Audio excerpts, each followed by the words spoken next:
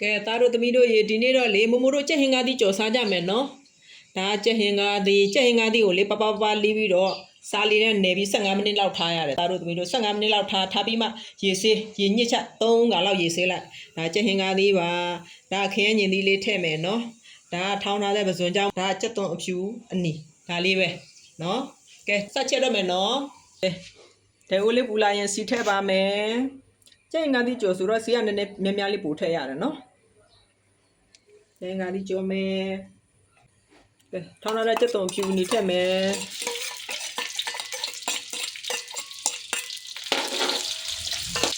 စနွေးမုတ်လေးထည့်ပါမယ်ရုပ်တီဟင်းချက်မုတ်လေးထည့်ပါမယ်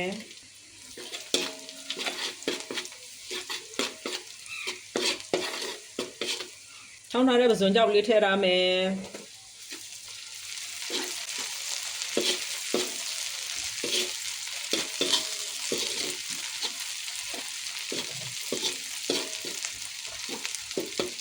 ဒီငံပြာရည်ထည့်မယ်ငံပြာရည်ထည့်ပြီးရင်ချိုမုတ်လေးလေးနဲ့ထည့်ပါမယ်ချိုမုတ်ထည့်မယ်သမအောင်မွေးမယ်တင်ငါးဒီထည့်မယ်ငံပြာရည်ထည့်ပြီးနော်ခဏပြောတာမပြလိုက်ရလို့ငံပြာရည်ပြီးရင်ခင်းညင်သီးလေးထည့်မယ်ပြီးတော့ဗာထည့်မယ်သိလားရေလေးထည့်မယ်မို့လို့ရေလေးထည့်ပါမယ်ရေလေးတစ်ခါပဲထည့်မယ်ရေတစ်ခါလည်းထည့်ပြီးရင်ဒီတိုင်းပဲနူးတဲ့အတိခနဲ့လိုက်တော့မှာတဲလိုက်တော့မှာအမသားလေးပဲအဲ့လိုမျိုးထားလိုက်မယ်နော်အမခဏမွေရင်ပူခါလို့ကဲအဖုံးအုပ်လိုက်တော့မယ်ရပါပြီနော်ကဲအဖုံးဖွင့်မယ်နော်တွေ့လားရေခမ်းသွားပြီရေလေးခမ်းသွားရင်မွေကြည့်မယ်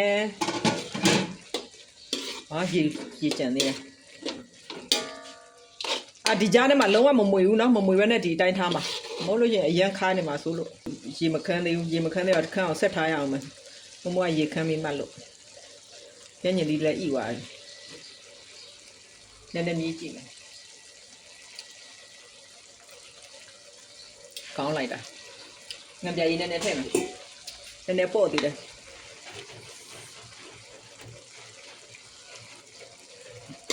မွေးလိုက်မယ်မွေးပြီးအဖုတ်ပြန်အုပ်ထားလိုက်မယ်သမအောင်မွေးပြီးရင်လေသူက